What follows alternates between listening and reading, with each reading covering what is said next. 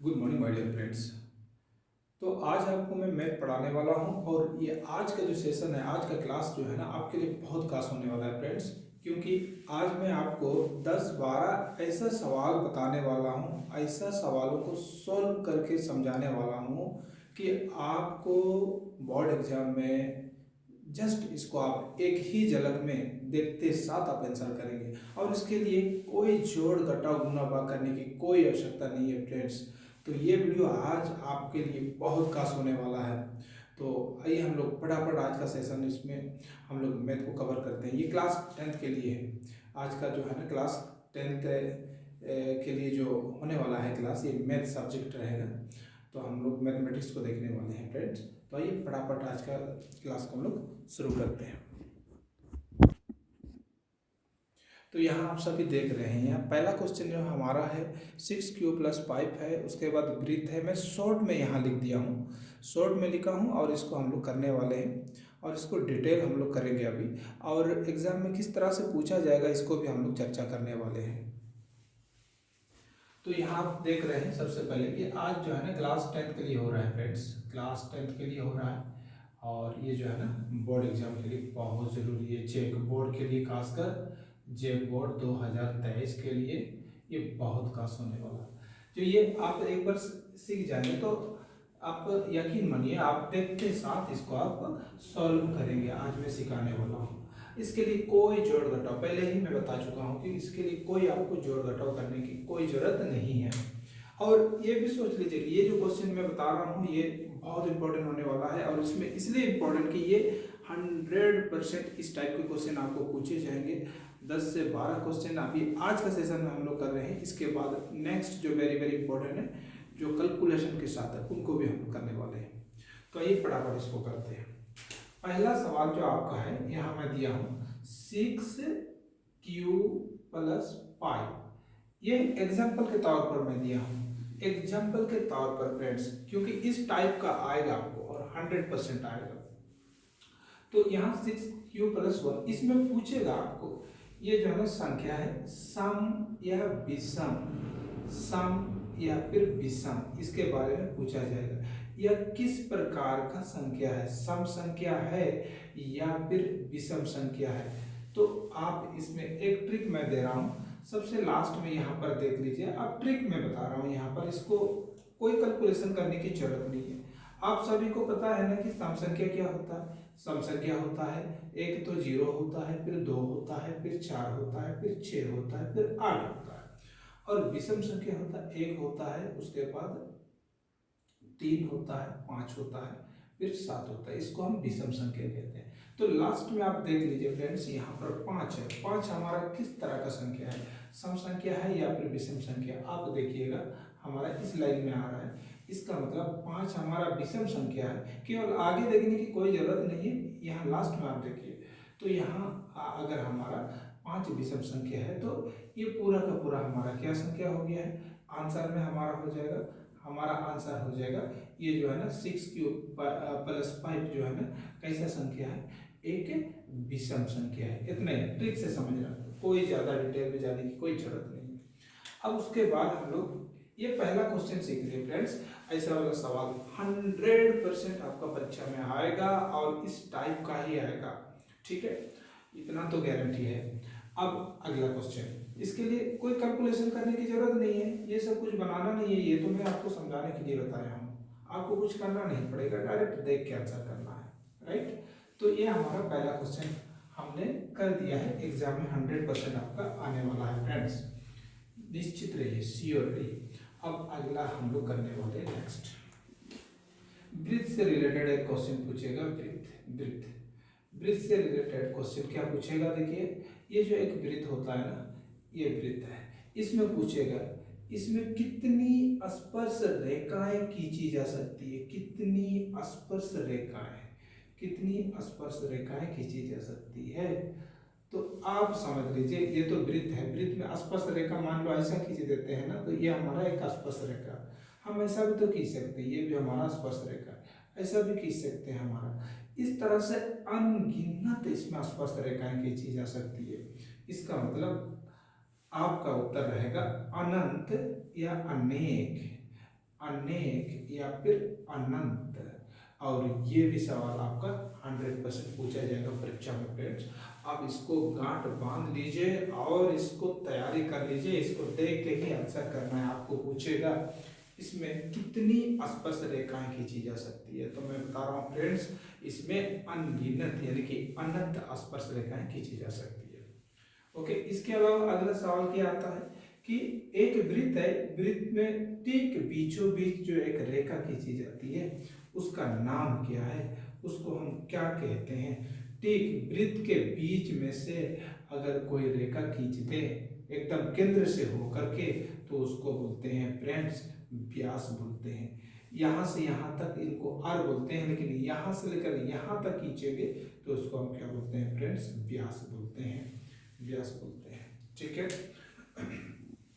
उसी प्रकार दृश्य से अब क्या क्वेश्चन आएगा। एक तो पहला क्वेश्चन ये है कितनी स्पर्श रेखाएं खींची जा सकती है। दूसरा पूछेगा एक रेखा जिसको जो है ना, एक रेखा जिसको हम लोग खींच लेते हैं केंद्र से होकर जाता है, तो उसका नाम क्या है, उसका नाम व्यास होता है। और इसके अलावा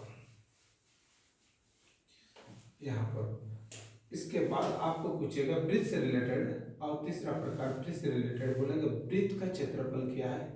वृत्त का क्षेत्रफल, इसका फॉर्मूला पूछेगा वृत्त का क्षेत्रफल, तो वृत्त का क्षेत्रफल होता है पाई आर स्क्वायर होता है। ठीक है, उसी प्रकार आपको पूछ सकता है अर्धवृत्त का क्षेत्रफल, अर्धवृत्त का क्षेत्रफल, अर्धवृत्त का क्षेत्रफल हो जाएगा, इसका क्षेत्रफल हो जाएगा फ्रेंड्स पाई आर स्क्वायर बट्टा 2, या कहीं कहीं पर मिलेगा 1/2 पाई आर स्क्वायर। ये आपका आंसर हो जाएगा। ये वृत्त का, ये ऊपर वाला जो है ना हमारा क्या है, ये वृत्त का क्षेत्रफल है, और नीचे वाला अर्धवृत्त का क्षेत्रफल है। ठीक है, और एक पूछेगा, आपको पूछ सकता है वृत्त की परिमाप, वृत्त की परिमाप, वृत्त की परिमाप पूछेगा तो आप लिख लीजिए वृत्त की परिमाप होता है 2 पाई आर, ये हमारा वृत्त की परिमाप है। ठीक है, और कभी कभी अर्धवृत्त का, अर्धवृत्त की परिमाप भी पूछ सकता है, अर्धवृत्त की परिमाप, अर्धवृत्त की परिमाप भी पूछ सकता है। तब आपका उत्तर क्या होना चाहिए, 2 पाई आर है, इसको अगर 2 से डिवाइड कर देंगे मतलब हमारा आंसर कितना हो जाएगा, पाई आर होगा फ्रेंड्स, पाई आर होगा। अब फटाफट देखिए हमारा ये क्वेश्चन भी हो गया। ये वृत्त से रिलेटेड जो भी इम्पोर्टेंट क्वेश्चन है उसको हमने कर लिया है। इसके अलावा और भी अगर क्वेश्चन रहेगा तो उसको भी हम लोग कर लेंगे। तो फ्रेंड्स अगला यहाँ पर आप देख रहे हैं, अगला क्वेश्चन हमारा, अगला क्वेश्चन है यहाँ पर दिया हुआ है a plus B Q plus R, ये यूक्लिड विभाजन विधि का सूत्र है फ्रेंड्स, और यहाँ बराबर होगा यूक्लिड विभाजन विधि से है, मतलब ये यूक्लिड विभाजन विधि, इसको बी को हम लोग भाजक बोलते हैं, बोलते हैं क्या भाजक, और इसको भागफल बोलते हैं, इसको बोलते हैं भागफल, और इसका होता है आर मतलब शेष यानी कि शेषफल, ए मतलब होता है भाज्य। तो ये हमारा किस में रहता है, या तो ये सूत्र पूछेगा या इस टाइप यूक्लिड विभाजन विधि का जो सूत्र होता है वो बताइए बोलेगा, तो या तो यहाँ पर आप देख लीजिए, या तो आपका ये वाला पूछा जाएगा हिंदी से रहेगा ऑप्शन में, या तो आपका अंग्रेजी से ये वाला रहेगा, तो उसको आपको टिक करना है। उसमें लंबा चौड़ा लिख देगा कि ये जो है ना ए और बी दो धनात्मक विषम पूर्णांक है। ठीक है, इस तरह से कुछ क्वेश्चन रहेगा, पूछेगा आपको, उससे कोई मतलब नहीं है। ये सूत्र याद करके रखिए, इससे या तो ये सूत्र पूछेगा या तो ये सूत्र पूछेगा, आपको ऑप्शन में रहेगा, आप इसको टिक कर दीजिए फ्रेंड्स, ये आप नोट कर लीजिए, ये 100% पूछेगा, ये आप देख लीजिए। ओके, इसको आप नोट कर लिए। अब हम लोग इसको कर लिए हैं, अब हम लोग करने वाले हैं डी, डी बराबर क्या होता है, बी स्क्वायर माइनस 4ac, ये विविक्त तर्क का हमारा जो डिस्क्रिमिनेंट होता है उसका सूत्र होता है, इसको हिंदी से विविक्त तर्क भी बोलते हैं, इसको द्विघात समीकरण में मिलेगा हम लोग को। तो इसमें हम लोग को करना क्या है फ्रेंड्स, इसमें करना है यही है, पहले तो हम इसको याद कर लें, पहले हम इसको क्या कर लेंगे, याद कर लेंगे। द्विघात समीकरण का सूत्र बोलेगा तो यही हमारा होने वाला है फ्रेंड्स। कोई जोड़ घटाव कोई कैलकुलेशन नहीं, इसको आप याद कर लीजिए, याद कर लीजिए, 5 बार पढ़ लीजिए, याद हो जाएगा। d बराबर B square minus 4ac, right. अब उसके बाद इससे संबंधित जो सवाल पूछेगा, देखो यहाँ पर d ना दे करके डायरेक्ट पूछेगा B square minus 4ac is greater than 0। उसी प्रकार और पूछ सकता है B square minus 4ac is less than 0, और B square minus 4ac is equal to 0। इसमें पूछेगा, इसको आप याद कर लीजिए, या तो पहला, दूसरा, ये तीसरा है, ये चौथा। कैसे पूछेगा देखिए, इसमें पूछेगा सबसे पहले इसको समझ ले, जो 0 है ना उसको बोलते हैं मूल वास्तविक एवं समान है, मूल वास्तविक एवं समान है, ये याद कर लीजिए। जिनका d जो है ना, यहाँ इसका d का वैल्यू है हमारा, जिनका d बराबर 0 होगा तो उसमें हम लोग उसको बोलते हैं, लिखते हैं मूल वास्तविक एवं समान है, और यहाँ बराबर का चिन्ह लगेगा, राइट। अब उसके बाद और एक होता है ना, अगर d का मान 0 से बड़ा होगा तो भी हम लिखते हैं, मूल वास्तविक एवं भिन्न लिखते हैं।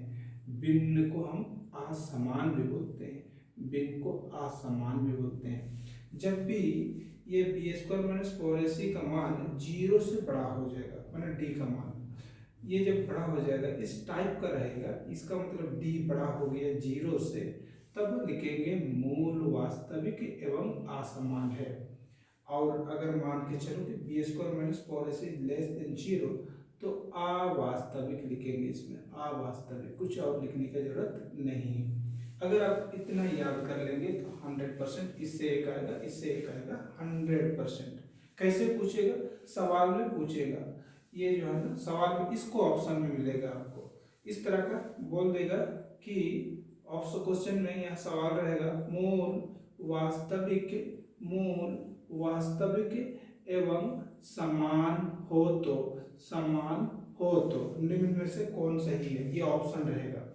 तो मूल वास्तविक एवं समान है, तो मतलब वह मूल वास्तविक एवं समान हमारा क्या है, ये वाला ऑप्शन है ना, इनको टिक करना पड़ेगा। इस तरह से सवाल में पूछा जाएगा, ये रहेगा हमारा क्वेश्चन में, ऑप्शन में ये रहेगा। अगर अवास्तविक बोलेगा तो इसको टिक करना पड़ेगा, और अगर मूल वास्तविक एवं असमान या भिन्न बोलेगा तो इसको टिक करना पड़ेगा। ये सबसे ज्यादा पूछ देता है। ये सवाल भी 100% इस टाइप का आपका परीक्षा में आने वाला है, आप इसको नोट कर लीजिए फ्रेंड्स। यहाँ से आप सीख लेंगे तो आप देखते साथ उसको वहां पर ऑप्शन में टिक कर देंगे। अब हम लोग आगे कर रहे हैं।